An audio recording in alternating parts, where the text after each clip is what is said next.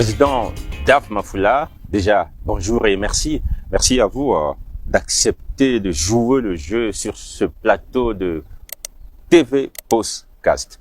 Je vous trouve très en forme. Hein. Merci à vous de m'avoir invité sur ce plateau. Je pense que, comme vous me voyez, je suis en forme. Très en forme. Moi, je l'ai dit au superlatif absolu, très en forme. C'est une bonne chose que je sois vous marchez martialement. Mais je n'ai pas de problème, moi, de santé. Je m'arrange à ce que je m'arrange à faire mon sport chaque matin et je crois que c'est le résultat de mes activités sportives, simplement.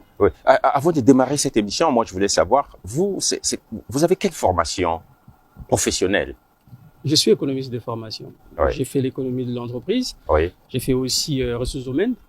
Et puis, j'ai fait un peu de communication aussi. Mais vous interpellez la synthèse de la société. Enfin, si vous le dites. C'est pour ça que vous avez réponse à tout. Pas du tout. Je ne peux pas avoir réponse à tout. Vous savez, si je peux répondre à une question, je réponds, mais je ne pense pas avoir réponse à tout. Et ça m'arrive très souvent de consulter les autres lorsque je suis buté à une réflexion, à une interrogation qui nécessite à ce que je fasse appel aux autres qui sont meilleurs dans le domaine. Vous avez dû buter, et c'est bien d'ailleurs de toujours demander conseil, parce que vous êtes quelqu'un qui doit forcément être entouré. Et d'ailleurs, parce qu'on ne pourra pas les voir, je vous ai vu venir avec les vôtres autour de vous. Voilà, vous avez dit buter, vous avez buté à la présidentielle, mais aux législatives aussi. C'est comme si vous ne faites pas encore le poids. Ça, c'est vous qui le dites. Et je pense que vous ne prenez pas en considération le contexte.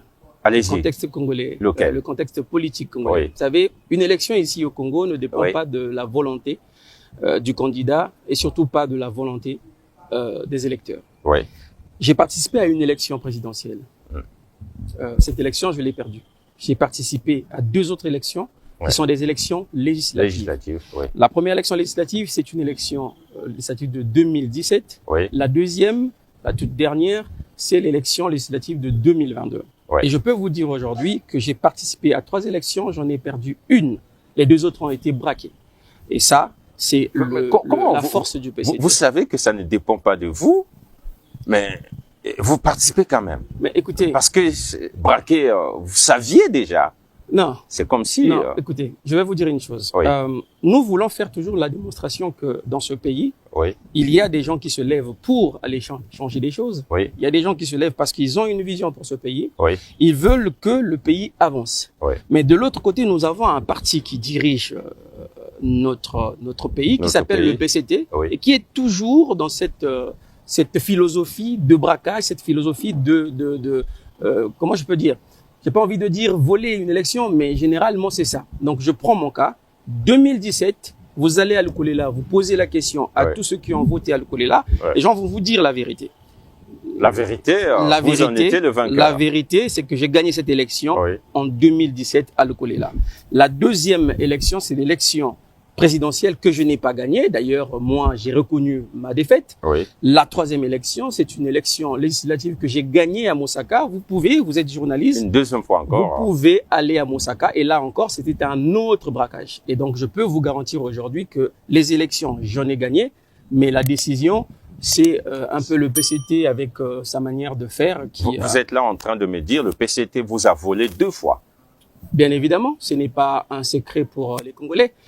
Peut-être ceux qui sont à Brazzaville qui ne connaissent pas la réalité, mais je vous dis, faites un tour à Mosaka, posez la question, qui a réellement gagné l'élection législative de 2022 à Mosaka?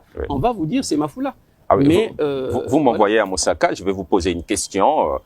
Votre parti est-il vraiment bien implanté un peu partout au Congo ou simplement à Mosaka? Nous sommes dans... Alors là, c'est réducteur, monsieur. Je vous pose la question, vous ne me parlez que de Mosaka là. Soyez quand même, soyez un peu, permettez-moi, mais soyez raisonnable. Je suis raisonnable. J'ai un parti. Ce parti est dans les 12 départements de notre pays. Et donc, vous pouvez pas aujourd'hui limiter le parti à Mosaka. C'est pas le fait.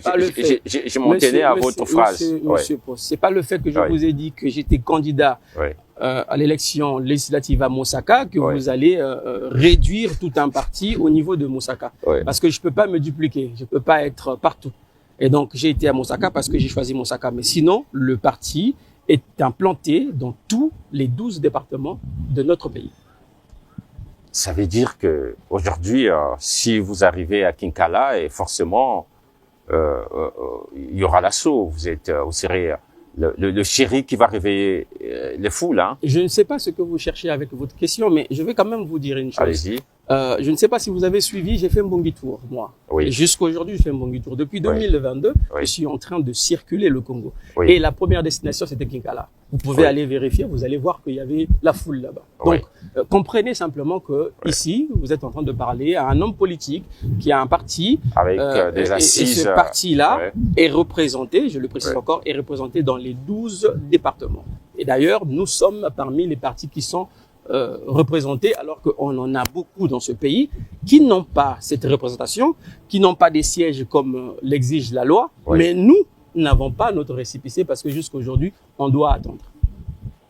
Donc, vous exercez sans récépissé, c'est ça? Nous avons une attestation d'enregistrement. Oui, et nous devons attendre vous n'avez pas encore... Alors, ça encore, le problème de récépissé, je voudrais qu'on en parle là maintenant, parce que ça ne dépend pas, dépend pas de Mafula. La bonne volonté de Mafula et des souverainistes a été démontrée. Nous avons nos sièges, je vous dis, nous avons nos sièges. Oui. Vous pouvez regarder avec d'autres. Voilà. On en a déjà 10. Il nous reste simplement 2 départements. 2 départements pour avoir ce siège. Mais simplement parce qu'on a des problèmes avec aujourd'hui des responsables de ces loyers-là qui ne veulent pas donner leur loyer à un parti d'opposition. Mais combien de partis ici au Congo qui ont des récépissés, qui n'ont même pas un siège, qui n'ont même pas de militants, qui n'ont même pas de vie politique, qui ne contribuent en rien en ce qui concerne la vie démocratique de notre pays. Ça ne dépend pas de M. Mafula. Voilà, ça dépend, peut-être la tête ne plaît pas. De l'administration. Ça dépend de l'administration. Parce que je peux vous dire que... Et c'est à dessein, hein, à vous entendre. Bien évidemment, parce que je connais des partis qui ont des récépissés, qui n'ont pas de siège, qui n'ont pas de militants. Ça, je le sais. Ah, vous exagérez un peu. Je n'exagère pas. Un parti sans militants? Je vous dis qu'il y a des partis qui n'ont pas de militants, qui n'exercent pas sur le plan démocratique. Vous les voyez pas en train de faire des déclarations, vous les voyez pas en train de prendre position lorsqu'il y a des questions brûlantes de la société. Oui. Mais ces partis-là ont des récépissés. Alors, posez-vous la question, comment eux, qui ne sont vraiment pas visibles, ont des récépissés, et nous, qui sommes visibles, qui avons déjà fait un énorme travail sur l'instauration de notre parti, pourquoi on n'a pas de récépissé jusqu'à présent? Je vais vous poser une question plus ou moins provocatrice, peut-être pas aussi. Ces partis-là, sauf si vous faites l'économie des mots, c'est des partis de l'opposition ou bien de la majorité? Ceux qui n'ont ni adhérents, ni siège, mais qui ont le récépissé. Vous me permettez aussi de vous demander d'aller regarder. Je suis pas ici pour parler de ces partis-là. Mais vous ne donnez pas les noms. Mais je vous dis, vous pouvez classer. Il y a des partis à l'opposition comme à la majorité qui n'ont pas de siège. Vous pouvez peut-être compter. Le minimum qu'ils peuvent avoir, c'est peut-être 2. Mais alors que la loi exige 12 sièges dans les 12 représentation, départements. Nationale. Vous voyez? Alors, s'il y a un parti qui a 2 sièges ou qui n'a pas de siège, qui a un récépissé, et nous qui avons pratiquement 10 sièges, pourquoi on n'a pas de récépissé? Vous êtes les mal-aimés. Je ne sais pas, ça il faut demander au ministre de l'Intérieur. Qui ne vous porte pas, c'est ce qu'on veut dire. Je ne peux pas dire ça, mais je vous dis, allez-y demander, parce que je ne sais pas jusqu'aujourd'hui pour quelle raison. Alors, je vais vous dire une chose. Allez-y. J'ai écrit au préfet DGAT. Il me demande, moi, de fournir les photos de mes sièges à l'intérieur. Voilà une demande. Non, c'est-à-dire que moi, j'ai présenté mes sièges, j'ai présenté tous les documents qu'on a présentés au préfet. Les sièges. Et il y a des photos. Voilà, et ça, c'était à mon initiative. C'est-à-dire que j'ai mis des photos externes des sièges. Et le préfet DGAT m'écrit pour me dire, on a besoin des images, des photographies de l'intérieur de vos sièges. Est-ce que vous trouvez ça normal? L'intérieur, la loi ne dit pas ça. Dans la salle. Exactement. La loi ne demande pas ça. Il n'y a aucune disposition réglementaire qui demande cela. Alors, je me pose la question, pourquoi à moi, on va me demander une chose pareille? Je crois que si je réponds à cette demande, un jour, on va me demander aussi peut-être le salon ou les bureaux ou les chaises ou pourquoi pas l'acte de naissance de ma mère. Je vais passer simplement parce que je vois que ça commence un peu à réveiller un peu beaucoup nos tripes. Vous êtes à Brazzaville, nous sommes à Brazzaville, nous sommes au Congo. je vais aller de façon elliptique. Si j'ai dit écaresser. Écaresser aujourd'hui, c'est une situation grave, une crise qui aujourd'hui, je veux dire, empêche les Congolais d'avancer parce que nous avons un réel souci d'électricité dans notre pays. Et je crois que vous ne faites pas partie des bénéficiaires de la gratuité, hein? Non, pas du tout. En tout cas, pas du tout. Et nous pensons que demain, si nous arrivons au pouvoir, il faut en tout cas supprimer tous ces privilèges que bénéficient, que les ministres bénéficient. Mais aujourd'hui, s'il faut dire que l'histoire de Eucarissé, c'est une histoire qui fait mal aux Congolais. Partie de la SNE, Eucarissé aujourd'hui. Non, mais parce que rendez-vous bien compte que le Congo a un problème d'emploi. Et je pense au plombier, je pense aux soudeurs, je pense aux électriciens, je pense à tous ceux qui tiennent des commerces, par exemple les femmes qui ont des salons de coiffure. Oui. Vous voyez, toutes ces personnes-là ne peuvent pas gagner leur vie parce qu'on a un sérieux problème d'électricité dans notre pays. Mais le problème d'électricité, c'est quoi exactement? Parce qu'il faut qu'on se le dise. Eucarissé qui hier était SNE, aujourd'hui a des problèmes. Pourquoi? Parce qu'il faut aller chercher la source. J'ai entendu tous ceux qui ont déjà parlé sur cette question. Mais la source de ce problème, c'est quoi? C'est la politique, la politique énergétique de ce pays, qui doit être définie par le PCT. Non. Mais exactement, mais parce que nous sommes dans un pays... Il y a un gouvernement, il n'y a pas que le PCT. Écoutez, je vais vous dire, l'exécutif est là. Il y a trois niveaux. Il y a trois niveaux. Il y a le PCT, il y a le gouvernement, il y a le président. Je vais vous expliquer pourquoi. Parce que il faut faire extrêmement attention, nous sommes dans un domaine stratégique. L'électricité est stratégique. C'est une question de souveraineté nationale. Exactement, l'électricité est liée à la question de sécurité, est liée à la question de la souveraineté. L'électricité est aussi liée à la question du développement économique. Forcément. Maintenant, si je vous dis que le premier problème vient de la politique énergétique du PCT, pourquoi? Parce que c'est le PCT qui est le parti au pouvoir. Et quand on a un parti au pouvoir, et ce parti au pouvoir doit définir la politique nationale sur un secteur donné, comme l'électricité. Il y a le programme du chef de l'État. Mais attendez, je vous dis, j'arrive. Le PCT se définit comme un parti de gauche, un parti social-démocrate. En réalité, dans le bagage idéologique du PCT, le PCT doit normalement rejeter toute idée de privatisation. Le PCT doit faire la promotion du secteur public, doit faire la promotion de la nationalisation, ce qui était le cas avec la Société nationale d'électricité. Mais qu'est-ce qui s'est passé aujourd'hui? Je ne sais pas par quel réveil du pragmatisme économique, le PCT se retrouve à privatiser les entreprises publiques. C'est ça peut-être le pragmatisme économique, tel que vous le dites. Attendez, je vais vous dire une chose. Le PCT n'est pas, en tant que parti de gauche, ne doit pas être dans l'économie de marché. Je suis de droite, je sais de quoi je parle. Mais on parle du programme du président. Écoutez, on ne devrait pas parler d'un parti. Mais parce que ce que vous ne savez pas, le président est qui? Le président est un membre du parti politique qui s'appelle le PCT. Élu par tous les Congolais. Permettez-moi d'avancer, s'il vous plaît. Le PCT a une idéologie. Un parti ne fait pas des choses en dehors de sa vision. L'idéologie du parti PCT, c'est la gauche. Et la gauche, c'est la justice sociale. C'est pas ce qui se passe aujourd'hui. Je suis étonné que les gens ne comprennent pas que ceux qui sont les agents EPRC, mais le président n'a pas été, le président n'a pas été voté que par le PCT. Les agents EPRC sont en train de faire ce que les militants PCT devraient faire. C'est-à-dire que éviter que cette entreprise soit privatisée de façon désordonnée comme on le fait aujourd'hui. Ça, c'était le PCT. Le deuxième problème, c'est le problème du gouvernement. C'est ce gouvernement qui n'arrive pas à gérer notre pays. Là, je peux vous comprendre maintenant. Qui n'arrive pas à gérer notre pays. Pourquoi? Je vois la cohérence. Vous savez, le Premier ministre, quand il nous présente ces 12 batailles, il nous a parlé de la 12e bataille qui concernait la bonne gouvernance. Mais ça veut dire quoi, la bonne gouvernance? Ça consiste aussi à écouter et à dialoguer avec. Mais un projet comme ça, avec les concessions et l'affermage, personne n'a discuté avec les syndicalistes.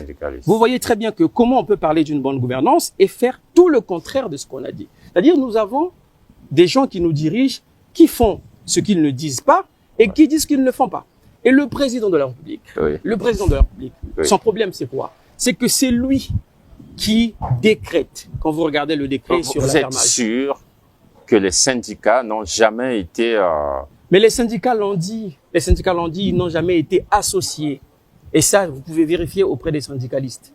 Mais le problème du président, c'est lequel? C'est que c'est lui le responsable à la fin Pourquoi? Parce que c'est lui qui décrète, c'est lui qui signe. Mais comment un président de la République qui doit signer un décret pareil, tout en sachant que lui-même, il dit dans ses projets qu'il veut de l'électricité à moindre coût et disponible pour tout le monde. Alors que ce projet-là, avec la concession, avec l'affermage, on ne peut pas avoir l'électricité à moindre coût. Ouais. Donc, vous voyez que nous avons un président aujourd'hui qui, en réalité, est l'auteur de la dilapidation de ce qui revient à la nation. Parce que hier, nous avions la Société nationale de l'électricité. Aujourd'hui, nous avons EKRC, c'est-à-dire qu'on a ouvert le capital. Est-ce que c'est pas au nom de ce pragmatisme que vous avez évoqué ici? Attendez, vous parlez du pragmatisme économique. Oui. Je vais vous dire ce que ça veut dire, le pragmatisme économique. Allez-y. Quand on ouvre le capital d'une entreprise pareille, c'est que l'État doit toujours avoir ce contrôle, la maîtrise de l'entreprise. Mais le problème qui se passe, c'est quoi? On ouvre un capital pour que les investisseurs arrivent. On ouvre un capital pour que l'actionnaire travaille. Mais le problème, c'est qu'on a ouvert le capital d'une entreprise publique essentielle, stratégique, pour que les actionnaires arrivent. Mais qui sont ces actionnaires-là? Vous allez trouver, si c'est pas les gens du PCT, vous allez trouver les membres de la famille du président. Vous avez les preuves. Vous voyez très bien. Mais je vous dis, écoutez, on va pas passer toute cette émission à parler de ça, mais vous pouvez, aller regarder. Les actionnaires de EKRC, vous allez trouver que ce sont des gens qui sont dans des cabinets ministériels, ce sont des gens qui sont dans des ministériels.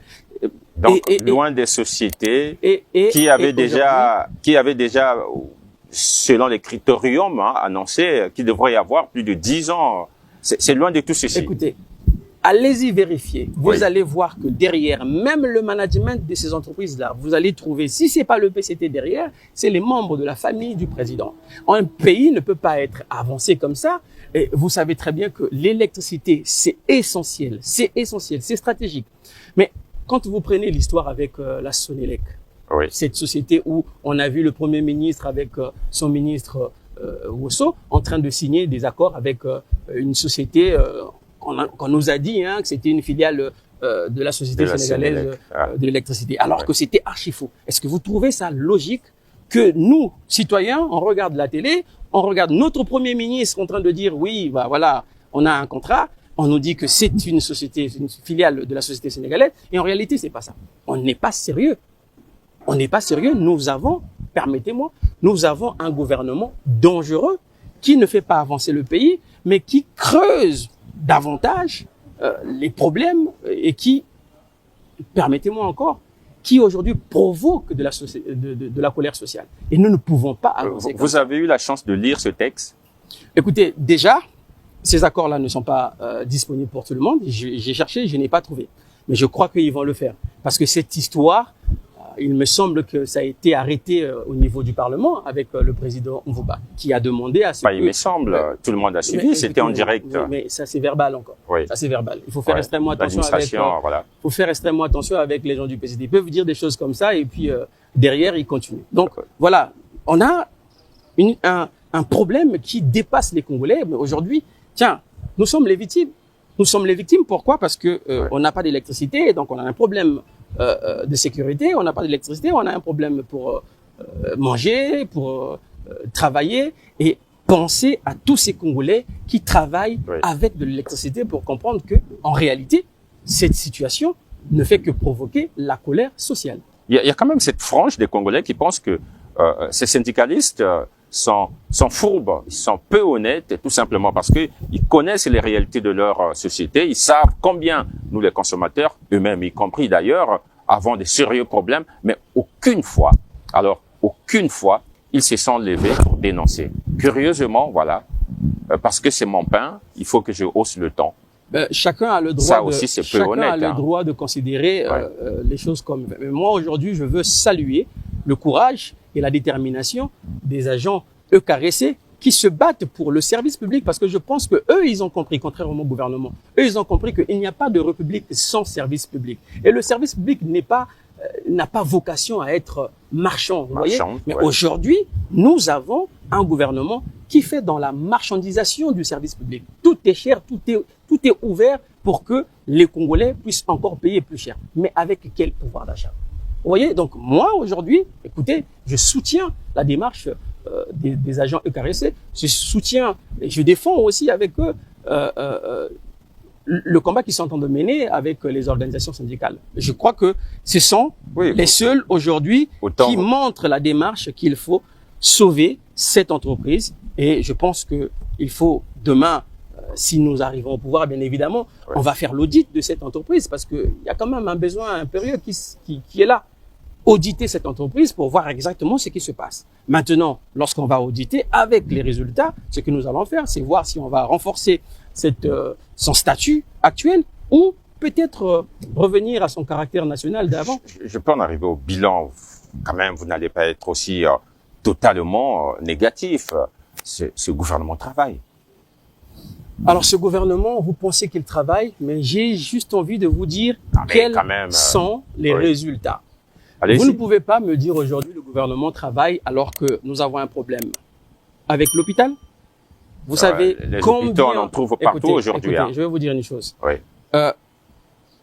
Vous pouvez vérifier à Brazzaville.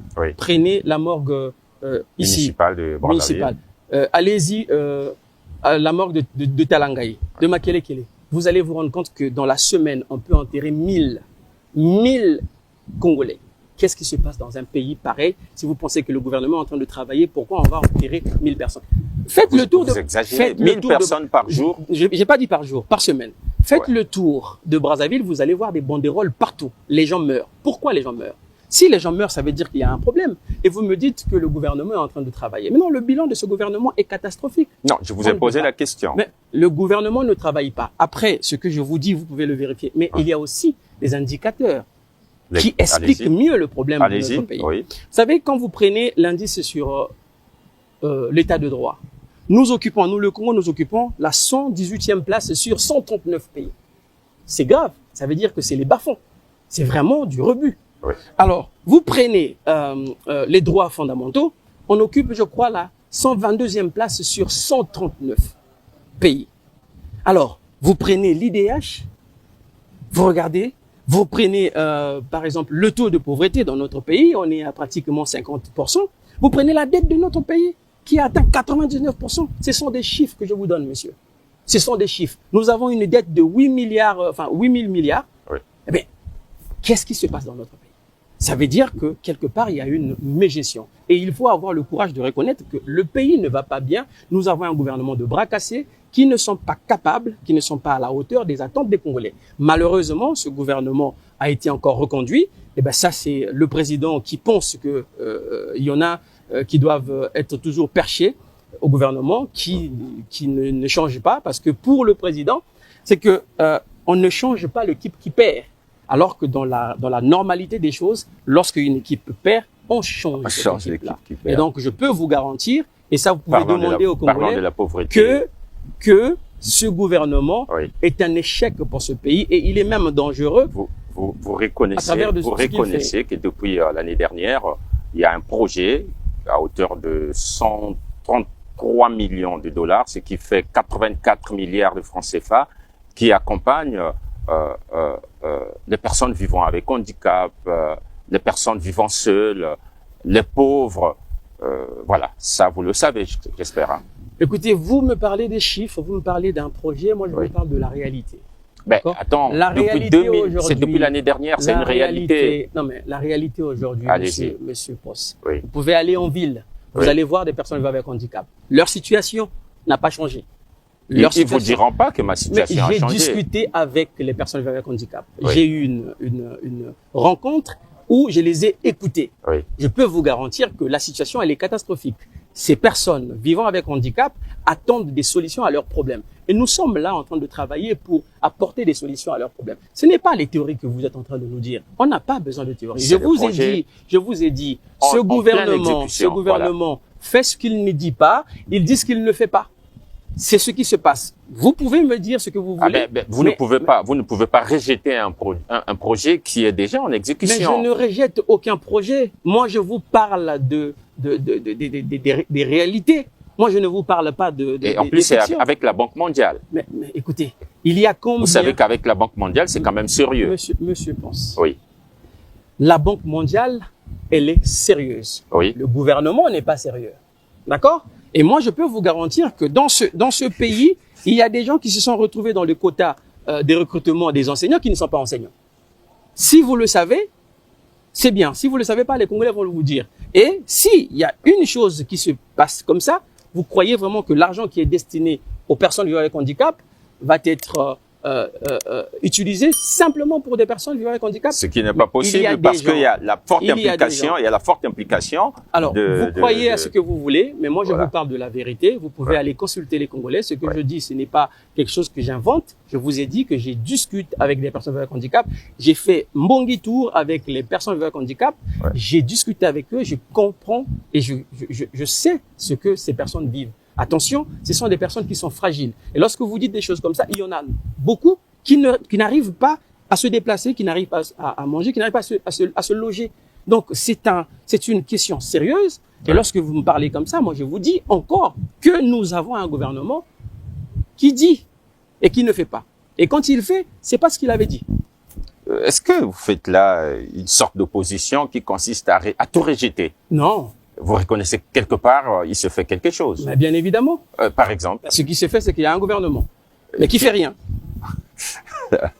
Alors, dites-moi, vous qui êtes à l'opposition, comment vous appréciez cette proposition d'une modification de la Constitution de M. Basseïla, la vice-présidence?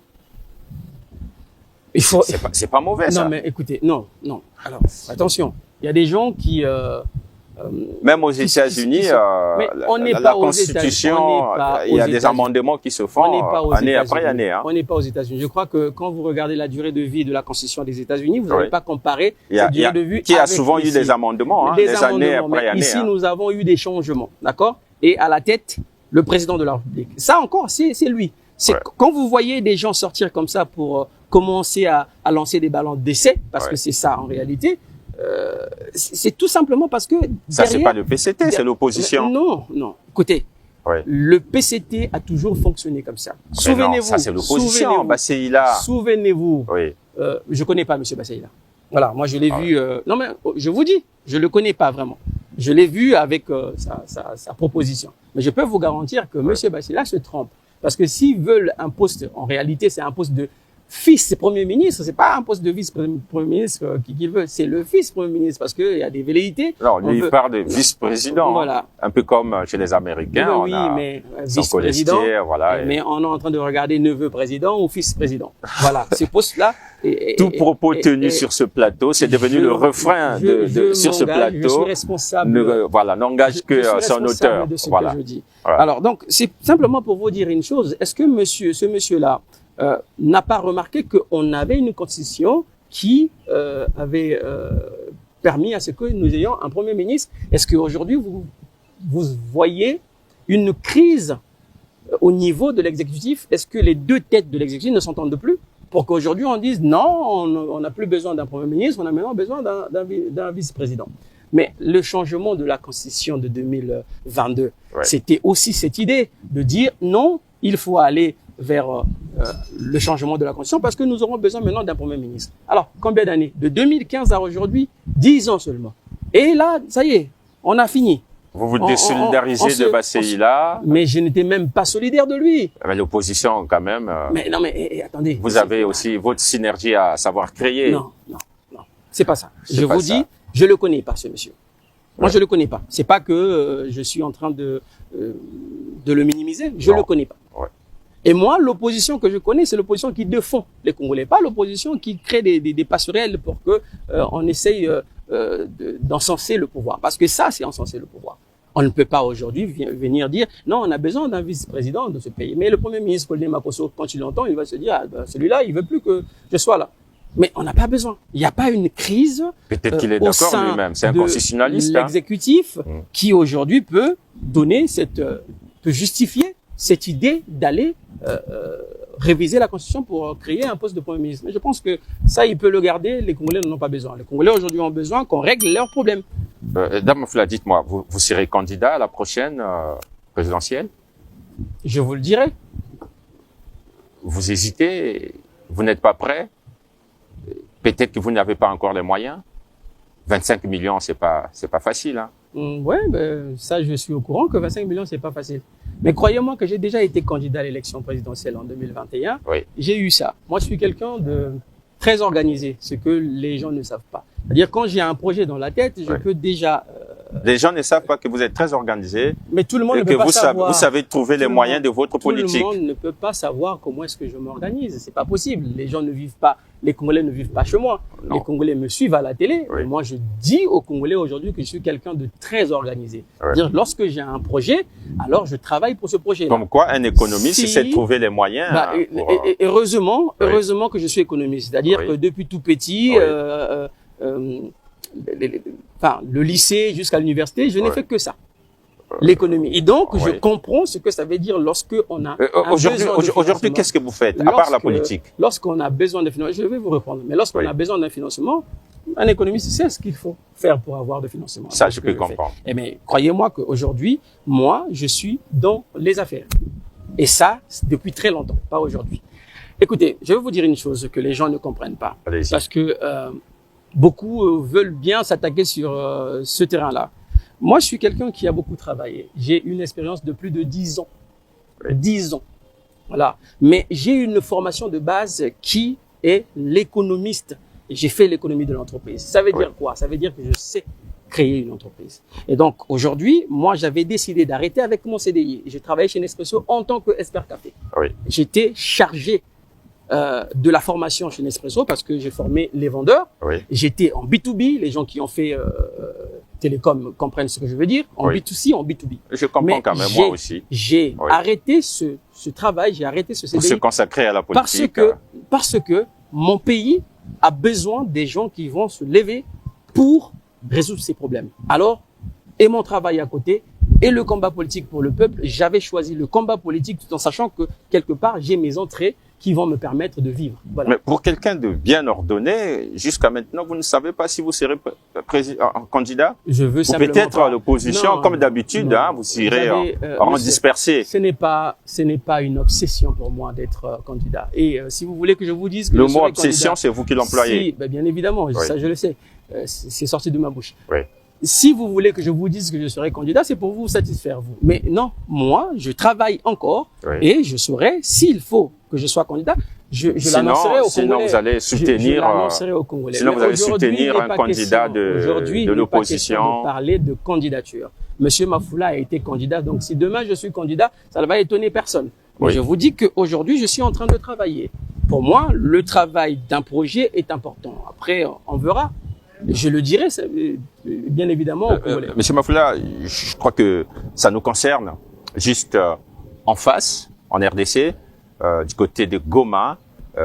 Ce que je ne saurais citer ici, c'est pas facile là-bas. Ça se passe très mal. Voilà. Écoutez, on parle de la guerre, mais je veux éviter le mot. Il y a un conflit, il y a un conflit. Il y a un conflit, il faut dire les choses telles qu'elles se présentent. Et vous en êtes un politique, puis toi et moi, on a des parents à Kinshasa. Moi, je ne le cache pas, en RDC. Donc, écoutez, on est concerné. On est un pays frère. Oui. D'accord. Oui. Le Congo-Brazzaville est un pays frère du Congo-Kinshasa. Oui. Et ce qui se passe là. Chez les voisins, nous concerne. Pourquoi? Parce que, vous voyez, la RDC, c'est un pays qui a quand même 9 frontières. Donc, s'il y a un problème en RDC, je crois que nous serons les premiers à être touchés. Forcément. Parce que s'il y a un problème à Kinshasa, les Congolais de la RDC viendront ici, tout comme chez nous. Quand nous avons eu un problème ici, et cela nous affecte. Les Congolais se sont retrouvés à Kinshasa. Donc, c'est pour dire que dans cette histoire de conflit entre la RDC et le M23 soutenu par le Rwanda, moi, je soutiens le peuple frère. Je soutiens aujourd'hui le gouvernement de la RDC dans son combat. Je dis ma solidarité. Ce que le pouvoir en place n'arrive pas à faire. Je ne sais pas pourquoi, mais le président ne veut pas donner une position vis-à-vis de cette situation. Alors que la guerre... Il est pour le dialogue, quand même. Attendez, il l'a dit. Écoutez, on est tous pour le dialogue, mais à un moment donné, il faut prendre position. Pourquoi il faut prendre position? Parce que il faudrait qu'à un moment donné, que le Rwanda se rende compte que il n'est pas normal son appui au groupe armé M23. Mais attendez. Position, c'est aller à la guerre. Non, j'ai pas dit ça. J'ai dit, il faut dire les choses clairement. Il faut donner sa position. Mais la position est celle du dialogue. Ça c'est pas une position. Aujourd'hui, les grandes nations ont donné leur position. Le Canada aujourd'hui a donné sa position vis-à-vis du Rwanda. L'Allemagne aussi. Il y a eu un conseil national, conseil de sécurité au niveau de à peine quelques jours, pour ne pas dire hier. Qu'est-ce qu'ils ont fait? Ils ont sanctionné le Rwanda. Alors, si les autres le font, pourquoi nous ne pouvons pas le faire, surtout pour un pays frère?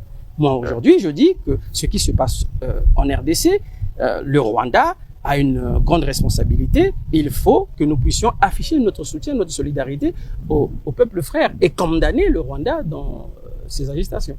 Dave Mafula, une question qui n'aurait pas fait l'objet ici, que vous auriez voulu que j'amène sur ce plateau. Nous sommes arrivés presque au terme de notre entretien. Pour ne pas dire votre dernier mot. Pendant que nous étions en train de parler, vous me parliez des gens qui me titillaient, je crois. Mais écoutez, je veux simplement vous dire une chose. Vous savez, moi, je fais un Mbongui-Tour. Qui aime bien Chati? Non, c'est pas de l'amour, ça. Ce qui se passe, c'est pas de l'amour. Moi, j'ai fait un Mbongui-Tour. Oui. D'accord? De septembre 2022 jusqu'à aujourd'hui, je continue à aller à la rencontre des Congolais. Pour écouter les problèmes des Congolais.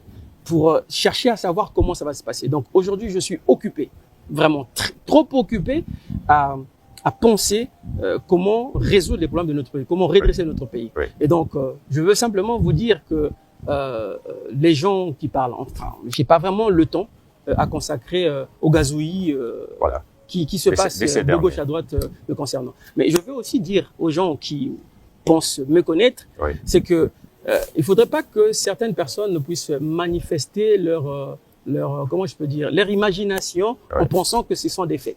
Et moi, je ne suis pas un homme politique qui a fleur de peau.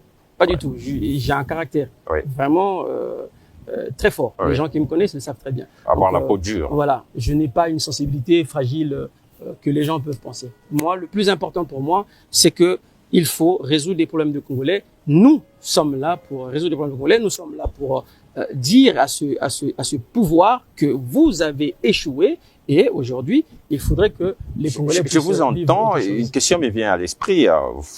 Résoudre les problèmes de ces pays. J'ai comme l'impression que vous avez, vous êtes presque un puits de bonnes intentions. Pourquoi vous n'organisez pas, par exemple, des masterclass, des séminaires, poussant les jeunes comment trouver l'emploi et comment faire pour s'organiser? Pourquoi vous ne le faites pas? Je suis un président d'un parti politique. Économiste? Vous allez me demander comment ne pas les aider? Attendez, 2 secondes. Allez-y. Ce n'est pas parce que je suis économiste que je vais aider les jeunes. Je crois que si... il faut les accompagner, les jeunes. Attendez. Laissez-moi avancer. Je ne dis pas que je ne peux pas aider les jeunes. Ce que je fais, c'est aussi aider les jeunes. C'est aussi. C'est-à-dire que je me bats pour qu'il y ait un changement. Parce que, en réalité, dans ce pays, on a trompé tout le monde. On a trompé les jeunes avec l'année de la jeunesse. On a trompé le Congolais avec l'émergence en 2025. On a trompé les Congolais avec la diversification économique. Diversification de l'économie. Vraiment trompé les Congolais. C'est-à-dire que toutes ces choses-là, si c'était effective, les Congolais allaient se retrouver avec un morceau de pain sous la dent. Voilà, de quoi vivre leur vie. Mais aujourd'hui, c'est pas le cas. Donc, je mène ce combat et ce combat est inscrit dans le cadre de peut-être pas d'aide. Non, pas d'aide, dans le cadre du changement de notre pays. Parce que demain, si nous Vous parlez du changement des mentalités? Non, je parle du changement physique, économique, du personnel politique. Si nous arrivons demain au pouvoir, nous allons nous atteler à créer des conditions pour que ces jeunes-là puissent avoir de l'emploi. Parce que c'est le plus important dans ce pays, parce que nous avons des jeunes qui n'ont pas d'emploi et je vois comment est-ce que le gouvernement essaye d'attaquer même les jeunes pour dire ils sont pas responsables. Mais moi, je le dis ici, les jeunes, ils veulent bien être responsables, mais quel est le travail que le gouvernement fait derrière? Ils sont sans béquille. En tout cas, nous vous disons merci. Merci à vous d'avoir accepté de venir sur ce plateau de TV Postcast. Merci à vous de m'avoir invité. On peut se serrer la main. Bien évidemment. Merci. OK. Ah, mais... Bon...